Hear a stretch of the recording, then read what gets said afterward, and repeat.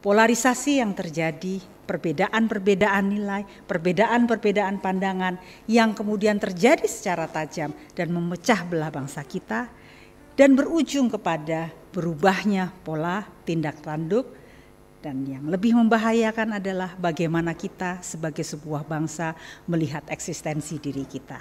Inilah mungkin yang menjadi dasar pemikiran kenapa diskusi hari ini kita adakan dan kenapa Forum Diskusi Denpasar 12 melihat bahwa sangatlah penting bagi kita semua untuk merumuskan kembali dan melihat kembali nilai-nilai keindonesiaan kita sebagai sebuah hal penting yang harus kita teruskan.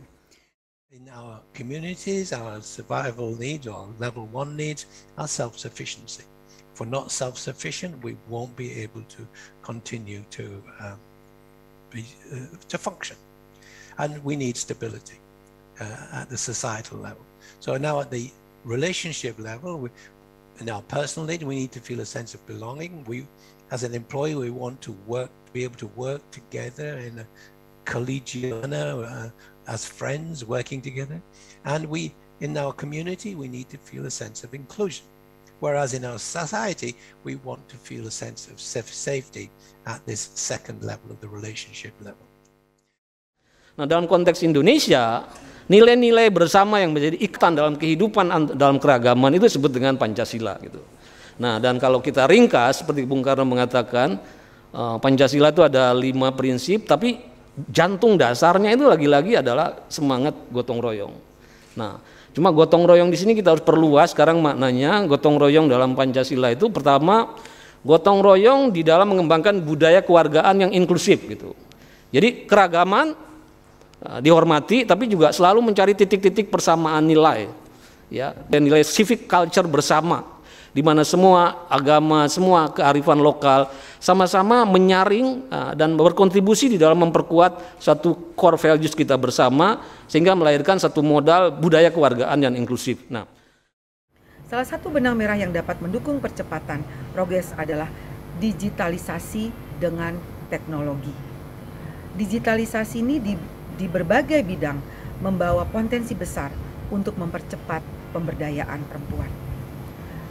Digitalisasi memiliki peran untuk menjangkau berbagai lapisan masyarakat dengan informasi yang terdepan.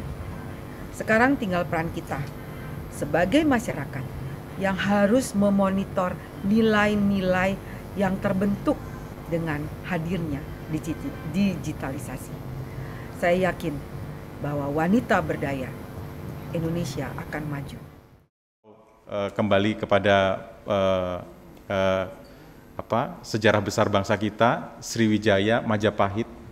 Mungkin saatnya kita membawa Indonesia emas tadi yang disampaikan oleh Ibu Reri. Mungkin itu kesempatannya kalau kita bisa mengutilize ini gitu ya.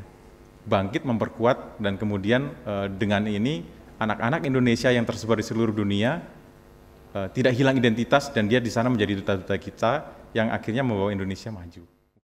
Pembelajaran yang kolaboratif dan kontekstual, saya juga yakin ini jadi sangat penting karena nilai tentu bukan sesuatu yang adanya di luar lingkaran anak.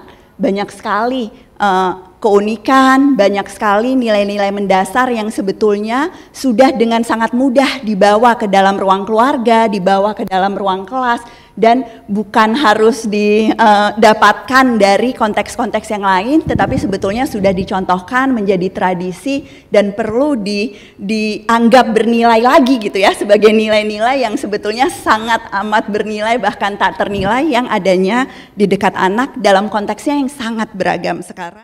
Jadi kita betul-betul optimis bahwa memang generasi muda Indonesia ini dapat berperan aktif ya dalam masyarakat. Dan pada tahun 2017-2018 kita melakukan riset di mana anak-anak muda ini kita dampingi, anak-anak SMA SMK di daerah Makassar dan Tangerang Selatan. Dan pada saat kita melihat bahwa dengan pendampingan seni, kemampuan berpikir kritis dan inklusi sosial mereka meningkat drastis gitu. Jadi dan ini kita melihat bahwa mereka jadi bisa menghargai orang lain, menghargai perbedaan, dan juga akhirnya ujungnya mereka bisa memahami bahwa Indonesia itu memang beragam ya gitu. Jadi mereka tidak hanya bermain dengan orang-orang yang serupa dengan mereka saja gitu, atau mempunyai latar belakang yang sama. Integritas individu itu menentukan integritas publik. Jadi dari integritas individu itu terbentuklah integritas publik. Nah, integritas individu ini akan teruji sebagai sebuah integritas publik pada saat dia memegang teguh janji, mentaati hukum, menjalankan kewajiban yang dituntut oleh jabatan dan arah kebijakan yang tepat, sehingga bisa melahirkan kualitas layanan publik yang baik. Dan kami semuanya berkomitmen kemudian untuk memulai mengimplementasi ini. Bagian dari tadi Bapak dan Ibu kembali ke jati diri bahwa kita itu beragam, sehingga perbedaan bukan untuk dipertandingkan tetapi untuk dipersandingkan menjadi sebuah kekuatan, dan itu menjadi bagian salah satu penguatan nilai-nilai BUMN akhlak, khususnya kompetensi, terutama kompetensi managing diversity, yaitu kemampuan mengelola dan memanfaatkan keberagaman seluruh pemangku kepentingan untuk menjadikan nilai tambah dan daya saing kalau kami di BUMN adalah perusahaan. Bahwa di dalam holding yang saat ini dalam industri pertambangan yang beranggotakan berbagai entitas yang sangat berbeda core bisnisnya. Kalau kita bisa lihat mungkin izin panitia ada yang bisa memaparkan, ada beberapa slide. Jadi kita ada 7 entitas anak yang sangat berbeda core bisnis, budayanya juga berbeda. Ini kita disatukan dalam satu value yang sama.